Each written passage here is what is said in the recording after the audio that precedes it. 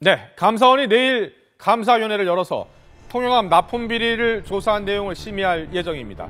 여기서 황기철 해군 참모총장에 대한 인사 조치를 감사원이 요구할 것으로 알려지고 있는데요. 아직 결정된 것은 없습니다.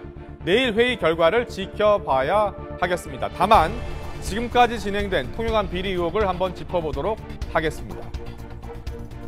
지난 10월이었습니다. 대한민국 차기 수상 구조함 통영함에 1970년대 수준의 2억 원짜리 음파 탐지기를 무려 40억 원에 구매한 것으로 언론에 알려지면서 여론의 문매를 맞았는데요.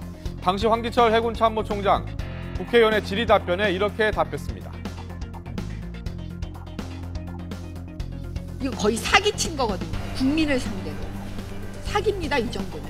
2억짜리를 갖다가 41억 원에 구입하도록 하는 거는 엄청난 사기예요. 당시 함정사업부장으로서 문제의 장비들에 대한 문서를 위조해가지고 또 그것도 2억 원짜리 장비를 40억 원에 사도록 결정했던 거다. 실무와 그 담당 팀에서 모든 것이 결정이 되고 하기 때문에 그 당시에 제가 전혀 몰랐습니다. 네, 사인만 했다. 그 당시에 자세히 몰랐다는 게 총장의 답변입니다.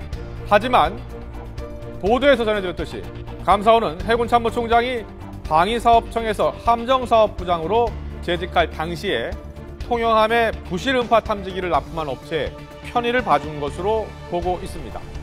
감사원은 그러나 비행위로부터 2년이 지나면 징계 시효가 끝나는 만큼 파면이나 해임 등 직접적인 징계 요구는 할 수가 없어서 대신 국방부에 주의 조치를 요구할 것으로 알려졌습니다.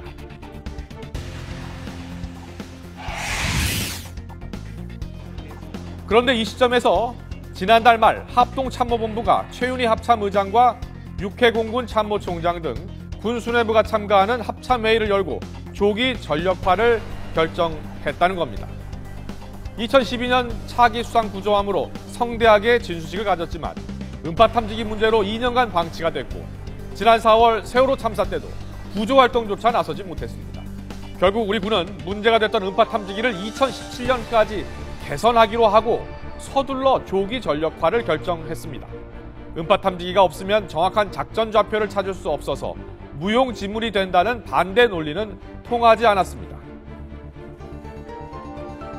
소나가 없을 경우의 문제는 뭐냐면은 이 배가 침몰했을 때 어디 있는지 모르는 겁니다. 그래서 결국 그런 것을 이제 탐지를 하기 위해서 그 다른 배들에 있는 소나를 활용할 수밖에 없는 그런 한계가 있습니다.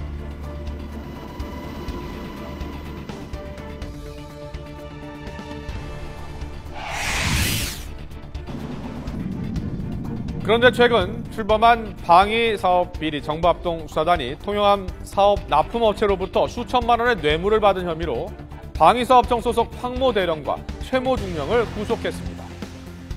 합수단이 출범한 이후 현역 군인이 구속된 것은 이번이 처음입니다.